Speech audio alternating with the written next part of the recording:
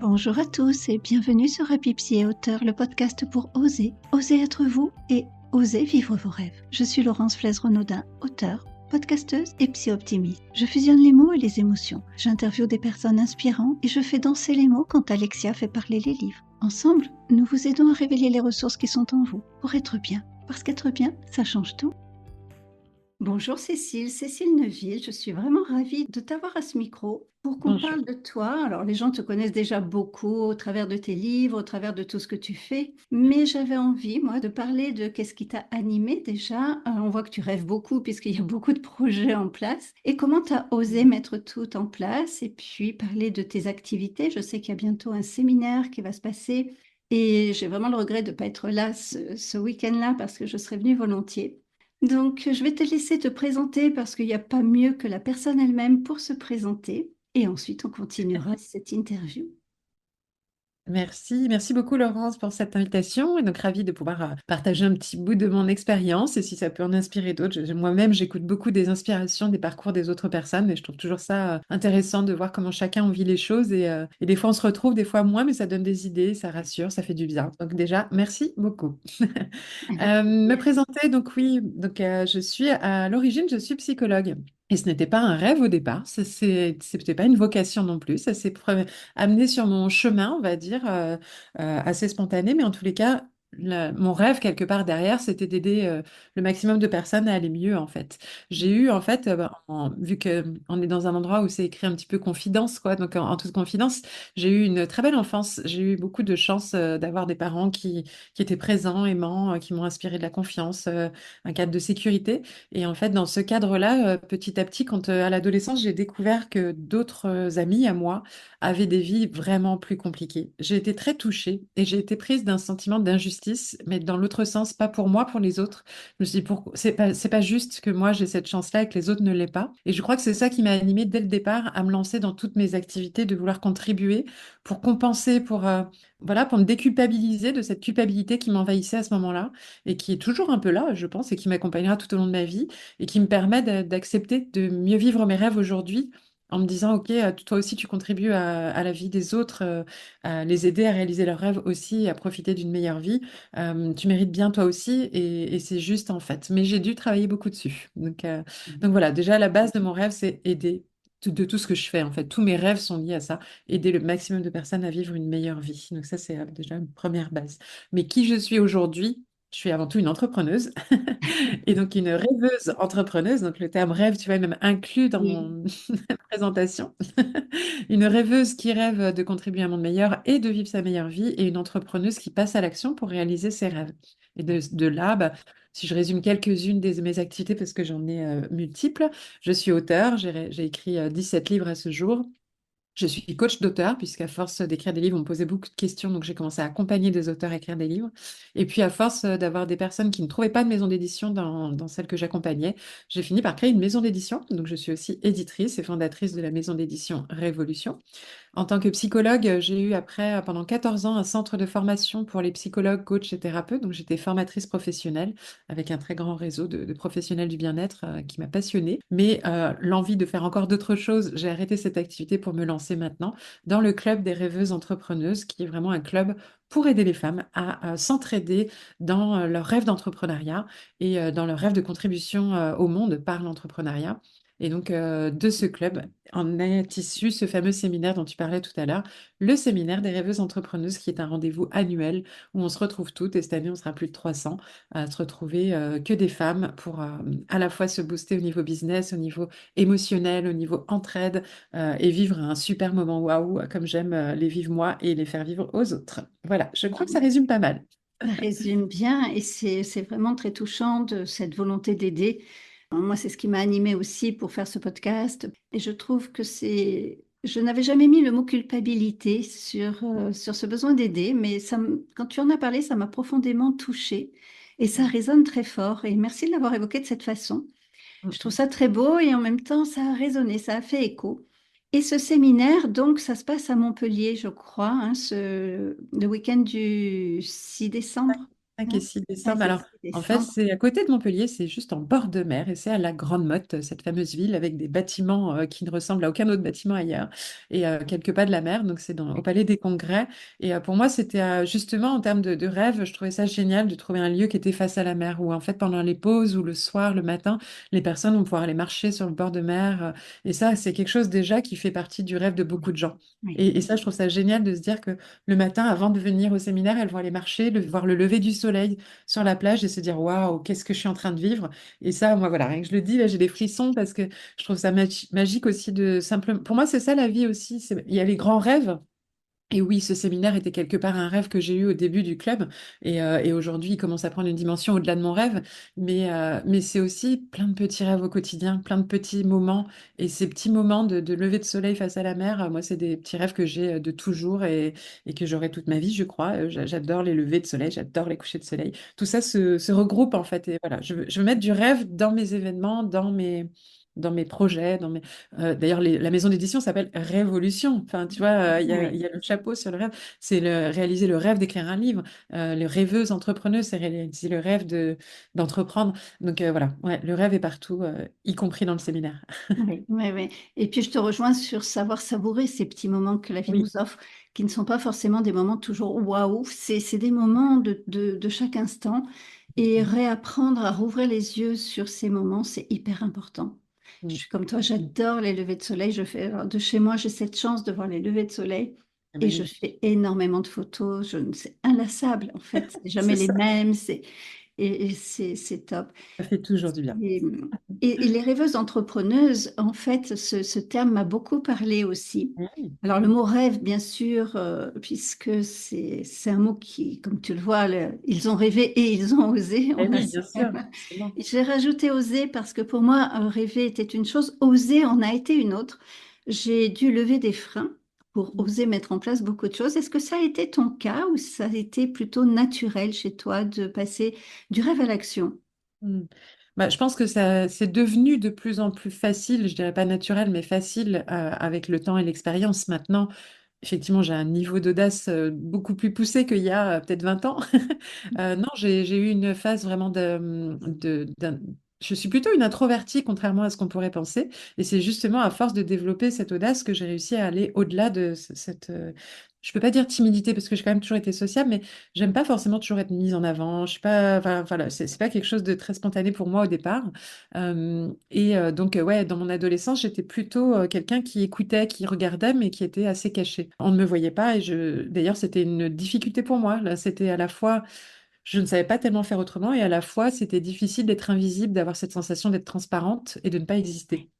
C'est ce qui m'a amené, et ça c'est ce que j'adore dans l'ironie de la vie, c'est ce qui m'a amené à être psychologue. Donc du coup, je remercie cette étape que j'ai eue de ma vie parce que c'est là que j'ai appris à écouter, à voir que rien que cette écoute faisait du bien, sans prendre de place en fait, et que du coup les autres avaient besoin de ça, ce qui n'était pas très fréquent dans les âges d'adolescence. Et du coup, je me suis rendu compte que oui, être psychologue, c'était ça, c'était apprendre à écouter avant tout. Et donc j'ai fait mes études et c'est de là que j'en ai fait un métier, quoi. Donc ça, c'était une belle partie, mais après, l'audace est venue plus tard. Petit à petit, à chaque expérience nouvelle, une opportunité, on m'a présenté des. Je me rappelle par exemple, j'ai vraiment commencé à me mettre à mon compte parce que je venais d'avoir mes trois enfants. Donc j'ai des jumelles maintenant qui ont aujourd'hui 19 ans et un garçon qui a 17 ans. Donc c'était il y a 20 ans à peu près. Donc une vingtaine d'années, je me suis inscrite sur un site pour maigrir suite à mes accouchements. Je voulais retrouver un corps de jeune femme, voilà, j'avais eu mes enfants, c'était bon. Et en fait, sur ce site, j'ai mis de l'animation, puisque d'autres femmes voulaient maigrir, et moi, j'avais cette casquette psychologue et j'ai aidé la communauté. Et j'ai été employée, enfin sollicitée pour travailler sur ce site de cette façon-là, parce que comme je donnais beaucoup et que ça avait un vrai effet sur la communauté, le patron du site m'a invité à me dire, écoute, Cécile, ce que tu fais, c'est génial. Moi, je voudrais t'embaucher pour que tu continues à bosser dans ma communauté et même plus, que tu me formes mes équipes, que tu fasses ci, que tu fasses ça. Il m'a offert plein d'opportunités. Donc, le fait de donner m'a ouvert des opportunités et ces opportunités, j'ai su les saisir même si j'avais peur. Donc, j'ai osé dire oui. en me disant, waouh, je vais bosser en tant que psychologue sur un site, une grande communauté, etc. Pour moi, c'était tout frais, tout récent, c'était pas facile. Donc j'ai osé dire oui. Mais c'était pas comme aujourd'hui, je dirais oui sans réfléchir. Ce serait très confortable même. Mais à cette époque-là, ça ne l'était pas du tout. Tout comme le J'imagine. premier rendez-vous en cabinet en tant que psychologue. Enfin, n'importe quel métier, au départ, il faut de l'audace. Oui, C'est pas si simple, hein. oui.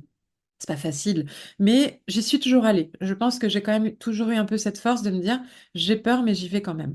Et donc, j'ai fait ces premiers rendez-vous en cabinet, j'ai fait ce premier site, et là, j'ai été embauchée, et j'ai fait plein d'heures, j'ai pris confiance, j'ai appris à prendre ma place, ma posture, j'ai appris à être un peu leaduse d'une communauté, et tout ça, je l'ai appris par la pratique. Voilà, comme souvent on apprend, et comme j'aime bien dire, c'est souvent là qu'on apprend le mieux.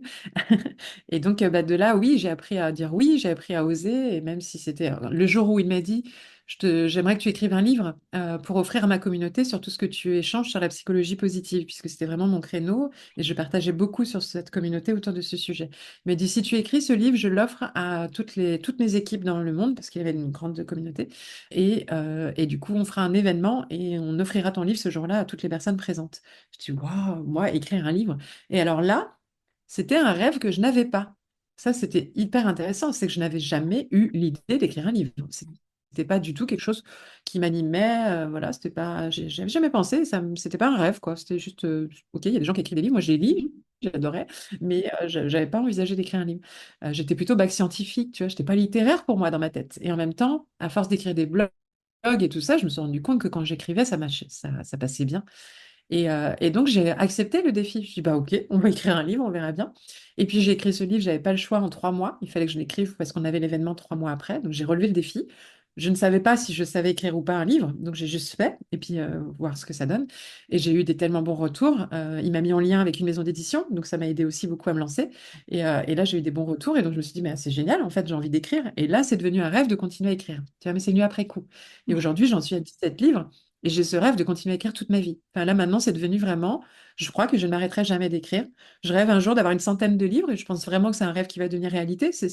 Aujourd'hui, ça me paraît complètement possible. J'ai écrit 15 livres en 15 ans. Oui. Oui, en même pas, en 10 ans. Enfin, 17 livres en 10 ans. Et j'écris de plus en plus vite. Et du coup, je me dis, bah ouais, en fait, un jour, j'en aurai une centaine et ce sera chouette. Je dirais que 100% des auteurs que j'ai interviewés, quand on commence à écrire, ça devient addictif et c'est quelque Complètement. chose. Comme une drogue, on ne peut plus s'en passer. Tout à fait. C'est vrai que toutes C'est... les personnes que j'accompagne, qui au départ, avec l'Académie Révolution, en fait, on met bien l'accent sur le fait que vous avez le rêve d'écrire un livre, on va vous aider à oser réaliser votre rêve. Et souvent, il y a ces freins, il y a ces peurs, la peur de la légitimité, la peur de ne pas savoir écrire, la peur des fautes d'orthographe, la peur de ne pas avoir d'idées, de ne pas savoir faire, tout simplement. Et donc, nous, on les accompagne et on les rassure, etc. Et au début, elles ne pensent pas qu'elles vont écrire plusieurs livres. Elles se disent, je vais écrire un livre et ce sera déjà incroyable si j'arrive à le finir. Et au final, effectivement, comme tu le dis, je te rejoins, je crois que toutes, Ouais. une fois elles ont même pas fini le premier livre, elles sont très fréquentes à nous dire, en fait, là, c'est compliqué parce que j'essaye de terminer le livre, mais j'ai déjà la suite qui vient, ou j'ai déjà le prochain livre qui est en train d'arriver, et du coup, j'essaye de ne pas y penser, mais en même temps, c'est là. Et souvent, elles en écrivent un deuxième, et puis après, bah, comme tu dis, c'est addictif, on a envie d'un autre, d'un Oui, autre. oui, oui. Et du bien, je sais pas, il y a plein de choses qui se passent dans l'écriture d'un livre. Pendant Oui. l'écriture, après l'écriture, pendant que le livre, les retours qu'on a, c'est tellement nourrissant, c'est pas une activité lucrative en termes de Non. finances, les livres. C'est vraiment une activité bénéfique en termes d'humanité. Enfin, il y a un truc qui fait du bien, quoi. On se sent utile, reconnu, et sur le moment, ça permet de mettre des choses qu'on a dans la tête à l'écrit et de l'offrir au monde. Donc, Oui. moi, c'est aussi à quelque chose au niveau de l'altruisme, je trouve. Aussi, parfois, au niveau thérapeutique, beaucoup, c'est un vrai travail sur soi, hein. C'est Ah, clairement un outil de complètement. dev perso, et voilà. Donc, ouais, il y a plein, plein de bénéfices à écrire des livres, et c'est pour ça que moi, j'adore écrire et j'adore accompagner les autres à écrire. Quel que soit le thème de ce que l'on écrit, de toute façon, il y a toujours nos émotions qui transpercent et c'est hyper thérapeutique. D'ailleurs, l'écriture fait partie de l'art-thérapie et c'est passionnant. Oui, oui, c'est un domaine passionnant. Et moi, d'interviewer tous ces auteurs, je trouve ça tellement riche de Ah voir ouais. qu'est-ce qui les a amenés à l'écriture et je suis épatée quand je vois des personnes qui ont commencé à écrire à 12 ans, à 14 ans. Je me dis, waouh, Ouais. c'est toujours passionnant de voir qu'il y a des gens depuis toujours avaient ce rêve d'écrire. au fond d'eux. Il Et y a eu des sondages de fait et a priori, il y aurait une personne sur trois qui rêve d'écrire un livre. Donc une personne sur trois, c'est énorme, quoi. Enfin, c'est juste dingue quand même. Et je me dis, ça veut dire qu'il n'y en a pas beaucoup qui réalisent ce rêve-là. Et donc non, c'est pour ça que moi j'ai envie d'aider et d'offrir cette opportunité. oui, Alors pas tous les livres, moi c'est vrai que c'est quand même des livres spécifiques avec mes compétences et mes passions, bien mais sûr. les récits de vie, je trouve ça génial que des personnes puissent mettre sur papier un récit de leur vie, un parcours, une trace. Et la première motivation souvent de ces personnes, c'est pour les offrir à leur famille déjà. Et Oui, ça, je trouve ça génial. Moi, j'aurais adoré avoir un livre de la vie de ma grand-mère, bien sûr. de mon arrière-grand-mère, et puis de ma mère même. Et je me dis, mais mes enfants, ils seraient contents d'avoir un récit de vie. Alors, je dis ça, j'ai écrit 17 livres, c'est absolument pas des récits de vie. Je sais qu'un jour, je raconterai tout ce que je vis, tout ce que j'ai traversé. Et encore maintenant, avec les réseaux sociaux, il y a des traces un peu, on arrive à retrouver les éléments de la vie d'une personne, mais sur nos anciennes générations, beaucoup moins. Et donc là, aujourd'hui, j'adore accompagner des personnes qui racontent cette vie. Et après, parce que dans ces récits de vie, il y a aussi un cadeau pour le monde, en fait, une inspiration. Ça rassure beaucoup des personnes de lire que d'autres ont vécu des expériences similaires. Et on a tous vécu des choses incroyables dans nos vies, en positif ou en négatif, malheureusement, mais on a réussi à surmonter, à se relever, à continuer à avancer. Et ça, c'est de la résilience. Et cette résilience-là, on la trouve quasiment dans toutes les vies. Et ça peut inspirer tellement de personnes, ces histoires-là. Et donc, c'est vraiment un des formats de livres que j'aime le plus accompagner, justement, Oui, pour ce côté voilà, libérateur. Et rêve d'offrir une histoire à sa lignée familiale aussi. oui. Et puis C'est l'espoir que ça peut engendrer chez les personnes qui vont lire. complètement. C'est en se Les déclics disant, qui peuvent se waouh. passer, c'est dingue. Ce qu'il y a, les retours que les auteurs peuvent avoir, c'est juste magique. Des gens qui se mettent à pleurer quand ils les voient parce que merci, vous m'avez vraiment. Moi, Oui, les premières fois où on m'a dit, tu sais, tu m'as sauvé mon couple, je suis waouh, c'est incroyable. Enfin, moi, j'ai juste oui. écrit un livre et on me dit des phrases comme ça et je dis waouh, c'est magique, quoi, c'est génial. Mais c'est pas juste écrire un livre, je pense que c'est aussi faire résonance avec Mm, les gens qui vont lire. Ça mm, va faire écho d'une façon ou d'une autre à travers ce qu'ils traversent, même si c'est pas les mêmes choses que toi. Ça va forcément résonner. mm. Et je te rejoins sur le fait que c'est pas pour le côté lucratif qu'on écrit, Oui, mais pour cette notion humaine, en fait. J'ai commencé à faire des salons il y a pas longtemps. Et c'est vrai que je suis étonnée d'entendre tous ces gens qui me disent, oh là là, moi aussi je rêve d'écrire, mais j'ose pas. oui, c'est C'est ça. c'est incroyable. Allez-y, messieurs, Oui, dames, si vous nous écoutez, osez. Il mais y a de la oui, place oui, pour oui. tout le monde. Puis on mettra On le aime ça. lien de cette académie que tu as créée par rapport à l'écriture. Ça peut aussi Oui, aider mhm, des gens à passer à l'action pour carrément, oser écrire ce livre. tout à fait.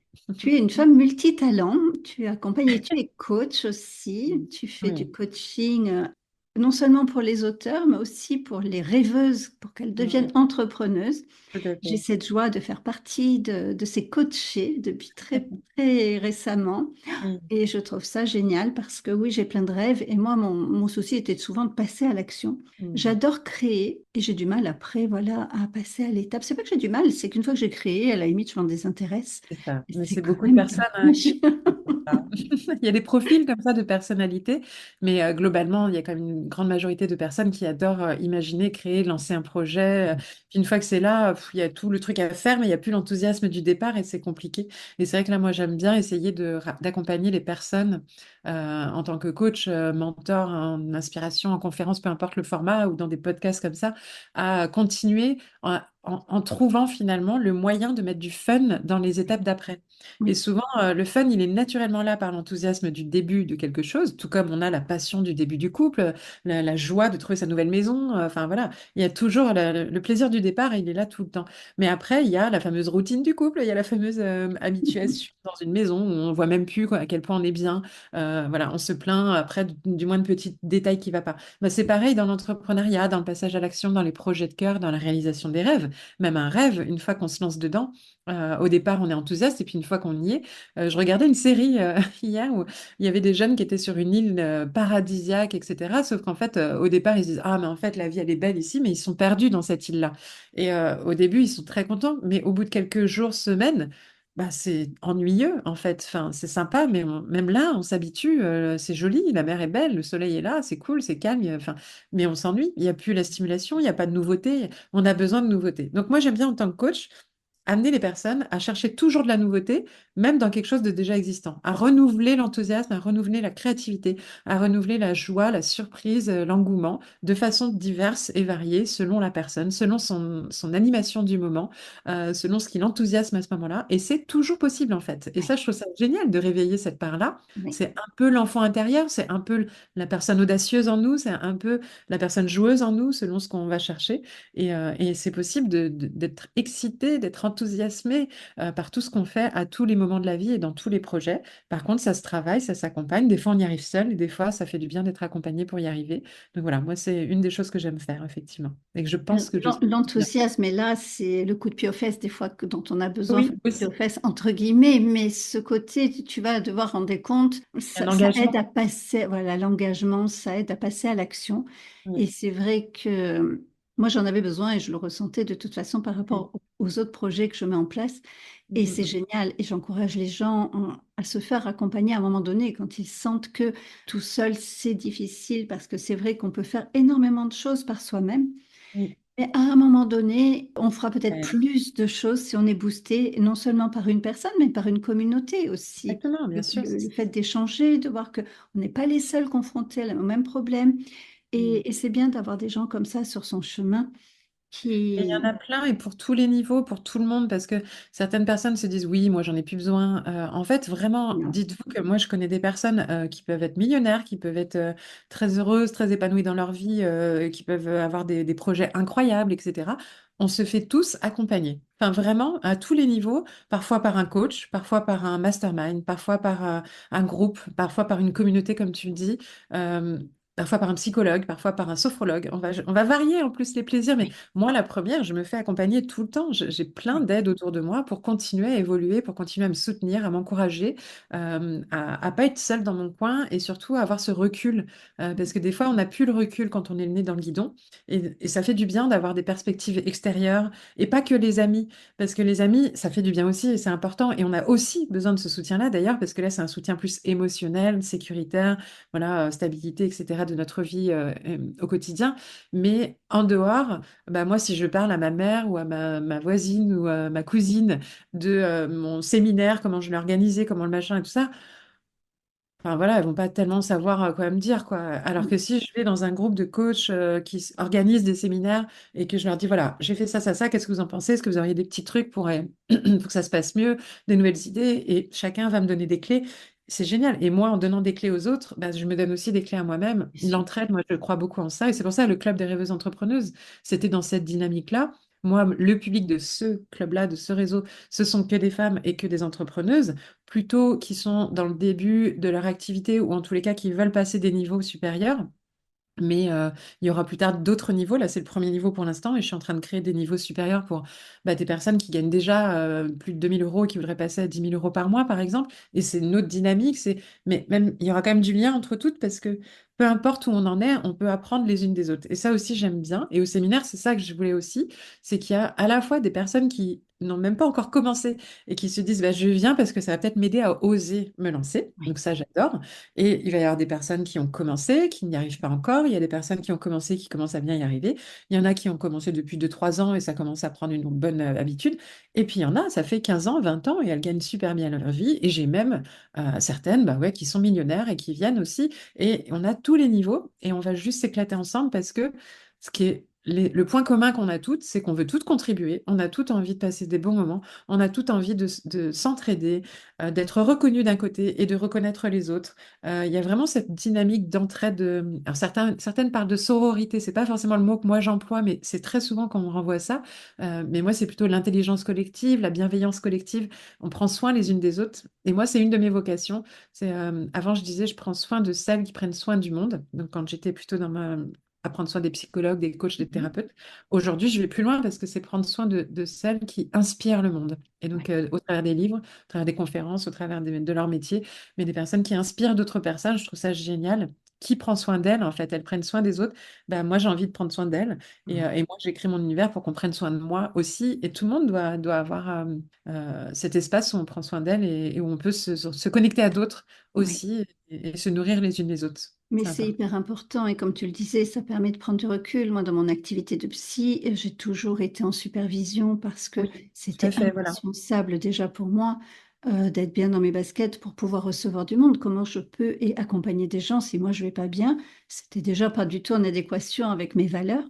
Et puis, ça permet aussi de voir que, voilà, tu peux te dissocier de ce qui peut t'émouvoir. Et après, j'ai continué à me faire accompagner de façon, alors soit des formations, soit des coachs, soit j'ai toujours eu ce besoin de partager aussi, puis de m'enrichir au contact des autres. Et je trouve que ce qui est hyper intéressant, quel que soit l'accompagnement, même des groupes qu'on peut trouver, il y a une énergie qui se Oui. dégage et qui est hyper stimulante. Et puis quand quelqu'un baisse un peu les bras, il y a toujours quelqu'un pour remonter, pour rebooster. Et moi, j'aime cette entraide. Et c'est d'abord le Club des rêveuses entrepreneuses que j'avais repéré sur les Mhm. réseaux. Et c'est comme ça que j'en suis arrivée à te contacter. Et puis tu as proposé ce coaching, mais qui est tombé pile poil au moment où je me Il y a disais, toujours quelque chose qui arrive à nous au moment où on en a besoin. voilà. Il y a une phrase qui m'a beaucoup aidée quand on parlait tout à l'heure des débuts. C'est une phrase Mhm. qui dit, c'était dans le film The Wild, cette phrase dit, quand Oui, tu veux abandonner, rappelle-toi de ce qui t'a fait commencer. c'est bon. Et cette phrase te redonne cette énergie du début parce qu'elle te reconnecte à ce début et tu retrouves toute cette dopamine qui te stimulait au début et qui vient te restimuler en cours de route. Et je l'utilise énormément, cette phrase. Et là, je te rejoins totalement puisque bah, tu vois, que ce soit dans l'Académie Révolution, on a une première formation qu'on offre toujours aux personnes qu'on coach qui s'appelle Trouver son pourquoi. Et on leur dit vraiment faites cette formation parce que les personnes se disent je vais écrire un livre et bah, j'y vais. Par où je commence, j'y vais. Je dis non, au départ, c'est pourquoi j'écris ce livre. Quelle est ma motivation pour moi? Quelle est la motivation pour mes proches? Quelle est ma motivation pour le monde? Quels sont mes pourquoi? Et il y a une visualisation guidée pour aller en profondeur, aller au-delà de cette première pensée. Et pour nous, c'est essentiel. Et on leur dit, ça, c'est prenez note, renotez tout ça, enregistrez-vous même s'il faut. Et quand vous aurez un problème à un moment donné, le syndrome de la page blanche, un manque de motivation, vous perdez l'élan, etc., réécoutez, refaites cette formation, relisez vos notes et ça va vous restimuler. Et chez les rêveuses entrepreneuses, ben, on a créé une formation en 12 modules. Et le tout premier module, ce qui est sur trouver son client idéal, commence par travailler son pourquoi aussi, parce que c'est la base de tout. Pourquoi je fais cette activité? Pourquoi je fais ce projet? Pourquoi j'ai cette mission? Qu'est-ce qui m'anime? Qu'est-ce qui m'enthousiasme? C'est quoi qui m'aide à me lever le matin, qui me donne du sens?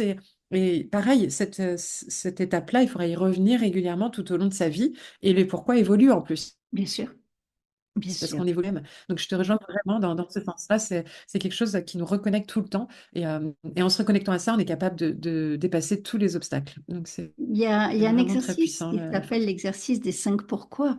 Pourquoi, Oui, pourquoi, tout à fait. pourquoi. Et c'est hyper intéressant Mm. cet exercice. Je l'avais mis en carrousel il y a quelque temps sur mes posts. Ouais, J'aime tout à beaucoup fait. et il est pas évident à faire, mais il donne énormément d'éléments, de ressources en quelque sorte. J'aime bien C'est ça. vraiment cet exercice qui m'a aidé à définir ma mission de contribuer à plus de bonheur dans le monde, en fait, hein, que je n'assumais pas forcément au départ, mais à chaque fois, quand je faisais quelque chose, j'avais un pourquoi, bah, pour aider la personne à améliorer son couple, pour aider à écrire un livre, pour aider tout ce que je faisais, ok, il y avait un premier niveau de pourquoi. Et en fait, quand j'arrive au deuxième, au troisième, au quatrième, derrière, c'était toujours la même chose. Bah, en fait, j'ai envie qu'il soit heureux, quoi. Enfin, voilà, je veux contribuer au bonheur, c'est ça, en fait, j'assume. Et donc, oui, la psychologie positive, c'était une évidence parce que c'est Complètement. la science du bonheur. Et donc, Ouais, en fait, tout est tellement cohérent, c'est ça. Enfin, voilà. Et aujourd'hui, j'accompagne à la fois des auteurs et des entrepreneuses, mais parce que j'ai compris que c'était des clés de leur bonheur. L'épanouissement passait aussi par la réalisation de rêves, par l'accomplissement professionnel, par l'entraide, l'émotion qu'on vit tous les jours, le waouh qu'on va se provoquer. Et ça reste ma mission de fond. Et c'est le cinquième pourquoi, quoi. C'est c'est une vraiment. belle mission en tout cas et je la rejoins profondément. C'est sublime.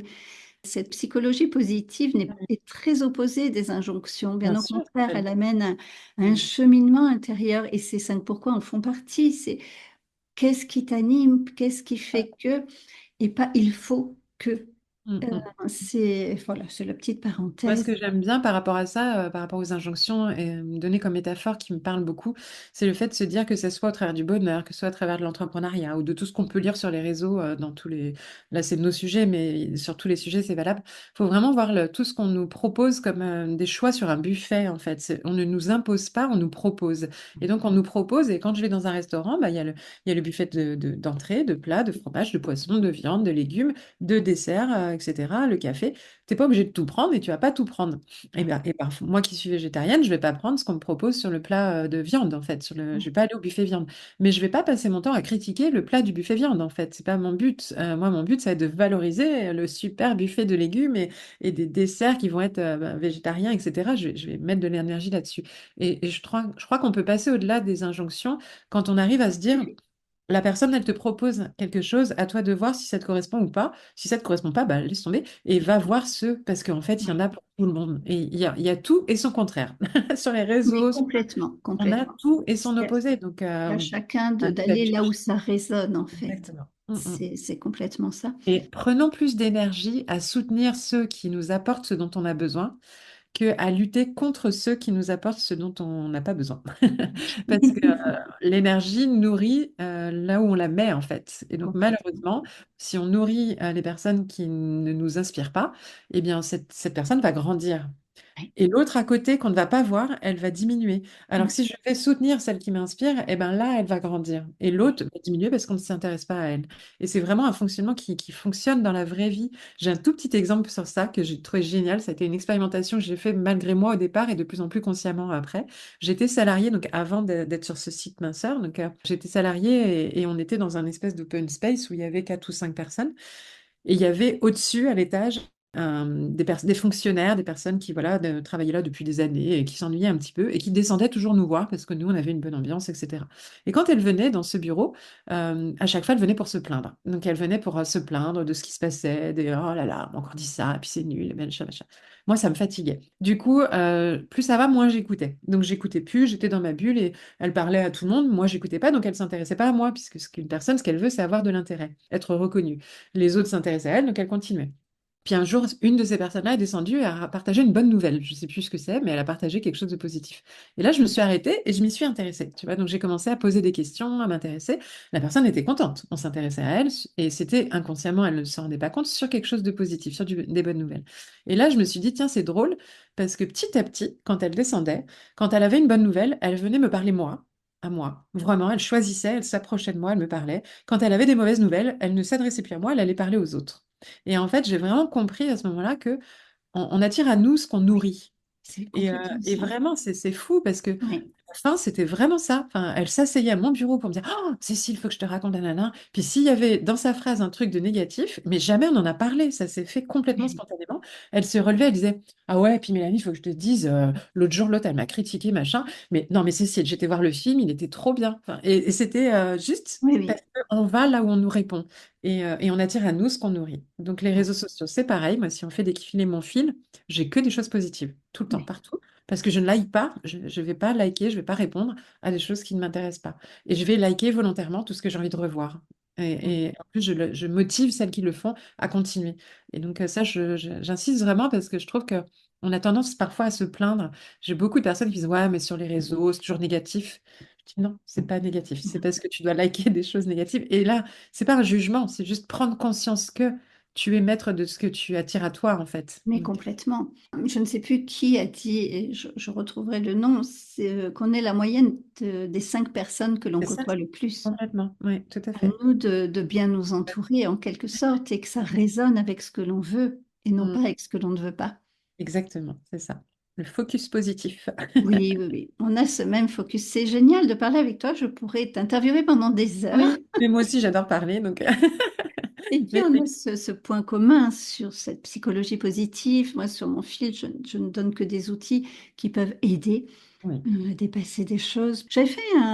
Quelqu'un avait lancé un défi il y a quelques années sur le fait de, je cesse de me plaindre pendant 21 jours. oui, Et il y a quelque temps, je l'ai fait, il y a quelques années, je me suis dit, c'est intéressant. Et c'est vrai qu'on peut se plaindre sans s'en rendre compte. Et depuis que j'avais fait ce défi, je me rends compte que non, ça me passe au-dessus et je vais là où ça me plaît et que le reste, je laisse glisser. Et On est ça change. conditionné, en fait, hein. Personne n'est Oui, bon ou mauvais. On est tous conditionnés par un mais environnement, par complètement. l'éducation, Oui, par des médias. Et c'est à nous d'en prendre conscience pour pouvoir en ressortir de ce conditionnement. Et ce genre de défi est génial pour ça. Il y a une oui, petite technique que j'aime bien dans cet esprit-là, qui consiste à se mettre un bracelet d'un côté, n'importe quoi, un bracelet sur un côté, mais qu'on peut facilement transférer d'un l'un à l'autre. Et à chaque fois qu'on râle, changer de poignet.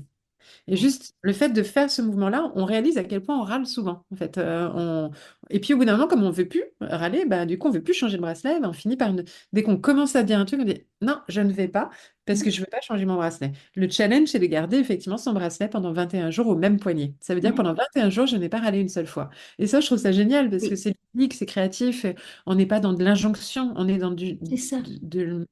de l'apprentissage et de la reprogrammation. On se reprogramme Complètement ça. vers la nouvelle version qu'on veut devenir. Oui, Maintenant, moi, je trouve qu'il ne faut pas imposer à tout le monde de dire ça. Dès que quelqu'un râle, dire ah, tu devrais faire ça. Non, c'est quand la personne a envie, c'est un outil à lui servir, à lui proposer. oui, Lui dire voilà, si tu veux arrêter de râler, effectivement, il y a cet outil qui peut t'aider. Et là, la personne, elle est motivée et ça va fonctionner. Mais on ne peut pas, et ça, c'est un truc que j'ai dû accepter et ça n'a pas été facile du tout pendant très longtemps. Maintenant, ça va mieux. On ne peut pas aider une personne à être heureuse si elle ne souhaite pas l'être. non. Donc, du coup, ça, c'est difficile parce qu'on veut tous être un peu sauveurs du monde. Et parfois, bah, il y a des personnes, elles sont juste pas prêtes, elles n'ont pas envie. Il y a d'autres domaines de protection. En tant que psychologue, on peut travailler là-dessus en cabinet, mais dans la vie de tous les jours, c'est pas toujours simple. Voilà, une amie qui va mal et qu'on essaye d'aider et ça marche pas parce que au fond d'elle, peut-être une peur inconsciente que si je vais mieux, il va se passer ça. Ou voilà, il y a des choses qui Oui, nous oui, il y a des freinent. croyances qui peuvent être derrière, il y a plein de choses. Il y a plein Ouais. de... Ne pas juger les personnes qui ne s'en sortent pas, ne pas Oui, forcer les personnes qui ne s'en sortent pas, mais être disponible, proposer, et ne pas imposer. Et après, soit ne pas se ruiner sa propre énergie à essayer d'aider les autres et aller aider celles qui ont besoin d'aide et qui veulent de l'aide, en fait, plutôt si on quitte d'aider quelqu'un. Voilà. savoir orienter sa voile là où on veut aller finalement. Mm, mm. Et puis se préserver soi-même, parce que c'est pas toujours évident. Oui, Quand on a oui, des personnes qu'on aime mais qui sont pas bien, des fois on peut s'épuiser oui. à être à leur côté et oui, y être, mais de Se la bonne façon ressourcer. et Et en se puis respectant savoir se soi-même. ressourcer, ouais. J'ai écrit D'avoir un des livres, c'est le pouvoir de la bienveillance et c'est vraiment dans cet esprit la bienveillance pour soi, la bienveillance pour les autres et la bienveillance pour le monde. Mais ça commence par la bienveillance pour soi. C'est d'abord bien se respecter soi, la fameuse image de l'avion où on donne de l'oxygène en fait absolument. d'aider les autres parce que sinon bah, on meurt, on peut pas aider les autres en fait. Oui, oui, Bah, oui, c'est un peu ça résume bien, je trouve, notre vie du quotidien. Prenons soin de nous et on arrivera mieux à prendre soin des autres en fait. Et souvent oui, les gens, enfin beaucoup, se sacrifient pour les autres et ça ne fonctionne pas parce que et les autres en plus n'apprécient que à moitié parce que ils sont pas heureux de voir la personne qui les a aidés pas heureuse non plus. Donc voilà, quel plus beau cadeau on peut avoir de notre enfant que de le voir heureux. Quel plus beau cadeau de voir son mari ou sa femme heureuse. Donc prenez soin de vous, vous rendrez les autres heureux en fait. C'est déjà quelque chose qui rend les autres et heureux oui. aussi. Je te rejoins complètement. Merci Cécile pour tout ça. Avec Je plaisir, sais merci que pour ton cet temps échange. est compté et, Oui, et puis après les podcasts sont trop longs. C'est oui. un plaisir de... Je ne vois pas le temps passer. C'est Mm. vraiment un plaisir. Je mettrai le lien pour ce séminaire. Il reste des places, j'imagine. On peut Bien sûr, encore... oui. Voilà. Donc je mettrai bien le lien. Et vraiment, moi, je suis ravie d'avoir intégré ton équipe de coaching. Oui, bienvenue et hâte de voir voilà, tout ce qui va en ressortir. Et ça, Ça me moi-même, ça me challenge, oui, oui, fait. parce que là, tu nous fais travailler sur des choses que je refusais de travailler jusque-là et qui sont indispensables, mais Oui, je m'y mets avec ouais, plaisir et motivation. c'est ça. Et on va l'entretenir, cette motivation et ce plaisir. Absolument. Et Voilà, puis, on peut, les personnes, indépendamment du coaching, peuvent rejoindre le groupe, le le club club des des rêveuses rêveuses. Voilà. entrepreneuses. Je Ou sinon, mettrai tous déjà, les rien que liens, déjà me suivre sur les réseaux, hein, Cécile Neville, tout simplement, tout à et j'ai fait. pas mal d'énergie, même avant même Il y a d'envisager beaucoup d'acheter quoi que ce d'énergie. soit, je tâche beaucoup déjà naturellement, et ça me fait plaisir. Bon, Merci à toi. Et puis, merci on beaucoup. se retrouve très bientôt. Moi, je ne viendrai pas au séminaire, mais L'année et prochaine, l'année il y en a tous les prochaine. ans. J'y serai l'année prochaine. Mais c'est vraiment, je serai venue volontiers. Oui. À très bientôt. À bientôt. Merci Laurence.